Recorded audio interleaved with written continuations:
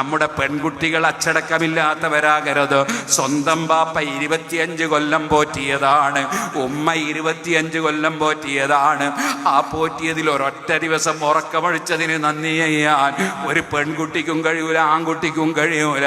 പക്ഷേ അവരെ മനസ്സ് വേദനിപ്പിച്ച് കാണുന്നവന്റെ പിന്നാലെ ഇറങ്ങിപ്പോകുന്ന പെൺകുട്ടികളില്ലേ, കാണുന്ന അതേ പെണ്ണിനെ പ്രേമിച്ച് അതേ ബാപ്പ ഉമ്മയുടെ തൃപ്തിക്ക് ഒരു വിലയും കൽപ്പിക്കാത്ത ആൺകുട്ടികളില്ലേ, നന്ദിയില്ലാത്തവരായി നമ്മളെ സമുദായം വളരരുത്. നന്ദി ബോധം വേണം, നല്ല നന്ദി വേണം. അനിസ്കുറുലി വലിവാലിദൈ, പടച്ചവന് നന്ദി വേണം, മാതാപിതാക്കളോട് നന്ദി വേണം, നന്ദി ചെയ്യേണ്ടവരോടൊക്കെ നന്ദി വേണം. അങ്ങനെ ഒരു നല്ല മനസ്സുള്ള സമൂഹമായി നമ്മുടെ സമുദായത്തെ വാർത്തെടുക്കാൻ കഴിയണം. അതിന് നമ്മളെല്ലാം ഒറ്റക്കെട്ടായി നിൽക്കണം.